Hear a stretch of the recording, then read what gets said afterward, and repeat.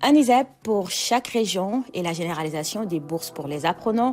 Le président Macky Sall a fait l'annonce hier à l'inauguration de l'ISEP de Thiès. Le chef de l'État compte ainsi valoriser des compétences nécessaires au développement des terroirs marniques.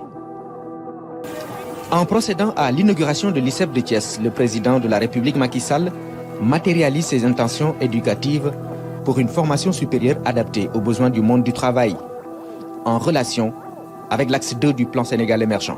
Si nous voulons mettre en valeur nos produits agricoles, de la pêche, de l'élevage et de l'artisanat, si nous voulons pleinement tirer avantage de l'exploitation de nos ressources pétrolières et gazières, si nous voulons faire tourner nos usines et nos ateliers, si nous voulons saisir les opportunités inépuisables, l'économie numérique, du solaire, eh bien alors, il n'y a pas d'autre choix à faire que celui de la formation de ressources humaines de qualité et un nombre suffisant, prêtes pour l'emploi et pour l'entrepreneuriat. Ici, les conditions favorisent la compétence dans l'exercice d'une profession.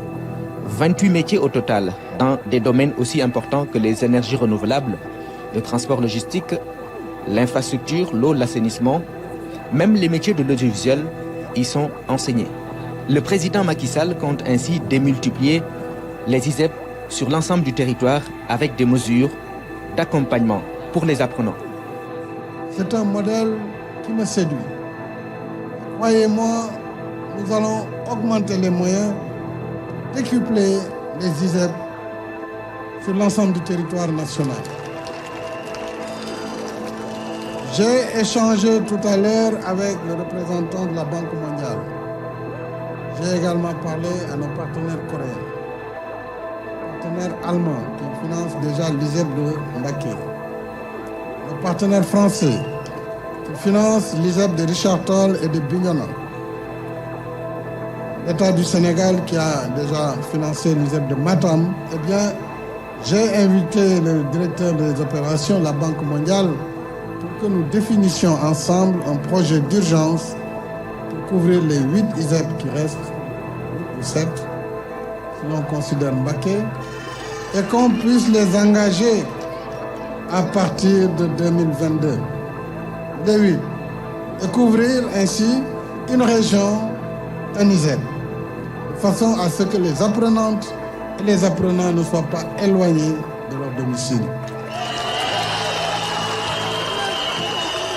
Je voudrais également, considérant la pertinence de cette formation à cycle court mais professionnel, vous dire que, après échange avec le ministre de l'Enseignement supérieur, je décide que nous octroyerons une bourse à chaque étudiant, chaque apprenant ou chaque apprenante de l'ISEP.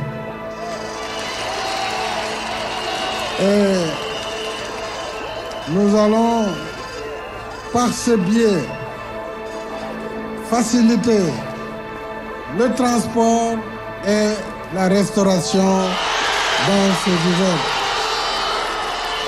La mise en place des ISEP est une des décisions du Conseil présidentiel tenu en 2013. Le président Macky Sall avait vu juste, tenant compte du contexte évoluant. Dans un monde de plus en plus dominé par la science, la technologie et l'intelligence artificielle, il nous faut en effet promouvoir davantage des enseignements axés sur le savoir, le savoir-faire et le savoir-être.